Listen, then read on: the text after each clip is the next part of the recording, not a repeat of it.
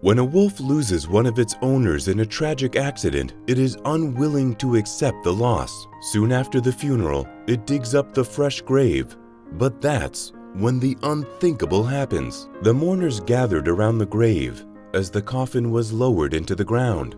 It was a hard day for everyone. The young woman they were burying was supposed to have so much life ahead of her. She was about to become a mother for the first time, had recently gotten married to the love of her life, and she was living out a fairy tale in a cabin in the forest. But then, disaster had struck. She had lost her life, but also the life of the baby she had been carrying. Things like this weren't supposed to happen to people like her, and everyone was in shock. Back at her cabin, a wolf who had grown up with the family howled out a heartbreaking cry, but no one was around to hear his warning. The wolf had been a member of the community for a while now. It had been originally brought to them by an old woodworker named Charlie, who had lived in the cabin before the woman and her husband. Charlie had always dreamed of having his own home in the forest. As retirement age approached, he realized he had enough savings to live out his dream. So, he built a beautiful log cabin in the forest, deep enough in the wilderness to be surrounded by nature, but still within walking distance to the nearest village. It was a dream come true. Years passed by, and he filled his days with long walks in the forest, in woodworking projects for friends, family, and people in the village. One day, Charlie was out on a walk when he heard the distressed cries of an animal close by. He frantically searched and soon came across a young wolf cub with one of its front legs caught in a trap. He knew he needed to help the little cub before its leg became too badly injured. The wolf cub was scared, but it sensed that Charlie was trying to help it and kept very still while he pulled the trap apart and freed its leg. Charlie was glad to see the creature safe and sound, but he quickly realized that it wasn't as healthy as he hoped. The cub was limping and looked far too small to fend for itself. Charlie had rarely seen or even heard wolves in the forest in all his time living there, so the cub's pack could be miles and miles away by now. But what could he do to help? He couldn't adopt a wolf cub himself, could he? Looking at the small creature again, Charlie noticed it sniffing his shoes with a subdued demeanor. It looked like a puppy trying to memorize its owner's scent, and the sight broke his heart. He knew there and then that the cub would never survive without a parental figure, and that at this point in its life, he was the only one who could take on that role. So he sighed, bent down, and scooped up the little shaking cub in his arms. He would take it home and nurse it back to health himself. With Charlie's love and care, the wolf cub soon got better, but the slight limp remained. After a while, both parties seemed to accept that he would never fully return to the wild. Once he was healed, he started spending his days wandering the forest, but he always returned to Charlie's cabin. That was his house now. The two of them formed a strong bond, and soon the old man started looking at the wild wolf as a trusted pet. A few years passed by, and age began to catch up with the woodworker. Taking care of the cabin was exhausting, and it was taking him longer and longer to walk the distance to the nearest village. His home in the forest had given him a great life for many years, but he also knew that he was getting too old to live out there on his own. He voiced his concerns to his daughter, who suggested he move closer to her. The problem was that would mean leaving the wolf behind. Charlie pondered for days what he should do. The sensible thing was to move to be near his daughter, but he and the wolf had been together for many years now, and he couldn't just expect him to live on his own. Then, the perfect solution came to him. His grandson Jake had just got married. He could give the cabin to Jake and his new wife Melissa as a wedding gift, with the only condition that they looked after the wolf. The newlyweds were over the moon with Charlie's offer. When they moved into the cabin, the wolf was immediately happy to see Jake. The young man had always made a fuss over the wolf whenever he visited, and would often sneak him extra treats. The wolf had never met Melissa though, and the pair seemed to be very wary of each other. Melissa knew she would need time getting used to a wild animal being treated as a pet, but she was willing to try for the sake of her husband and his generous grandfather. Not long after moving into the cabin, the couple discovered that they were expecting their first child. They were truly living a fairy tale life. They had the perfect house in a gorgeous setting. Their family was growing, and even the wolf began to warm to Melissa. As her bump grew, he became much more friendly towards her. The wolf could see that Melissa was having a tough time with the pregnancy and looked like he was trying to cheer her up. She was tired all the time from the constant sickness and had to leave her job to rest as much as she could. One day, Jake went out to work as normal, and Melissa was left home alone with the wolf. She had been up all night with nausea. She was exhausted and figured it would be best to try and take a nap if she could. The days were getting colder now, so she lit the stove to warm the cabin through and lay down in bed. In her exhausted state, though, she forgot to open the damper. Soon, carbon monoxide filled the cabin.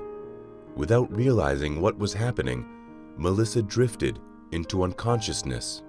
That afternoon, Jake returned home from work early. The cabin was unusually quiet, and even the wolf was nowhere to be seen. As soon as he opened the door, Jake knew something was wrong.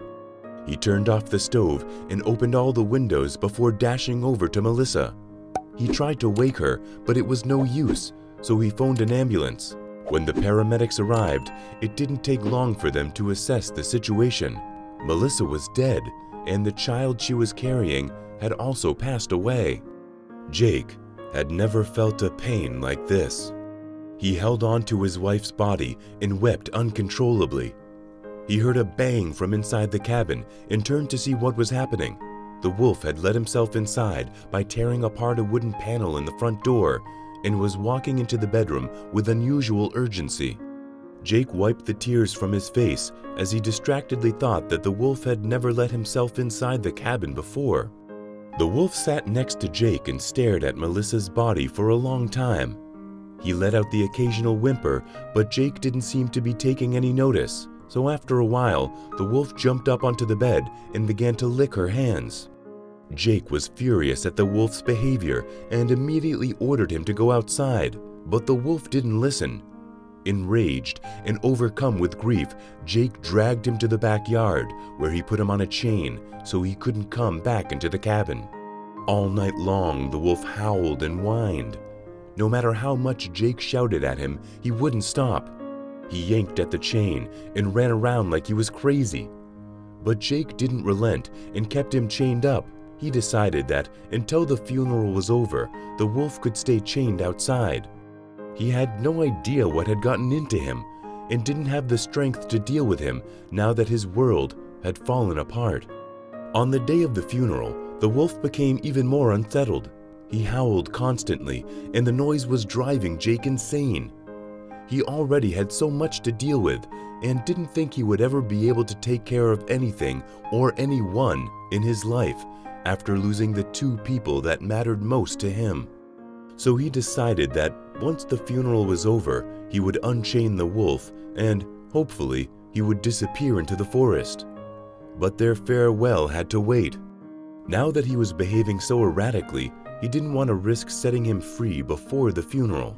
The ceremony passed by in a blur of grief for Jake. The previous day, his life had been the perfect fairy tale, and now he was burying his wife and their unborn child. As the coffin was lowered into the ground, he fell to his knees, unable to contain his emotions any longer. He let out a long cry as the family gathered around to comfort him.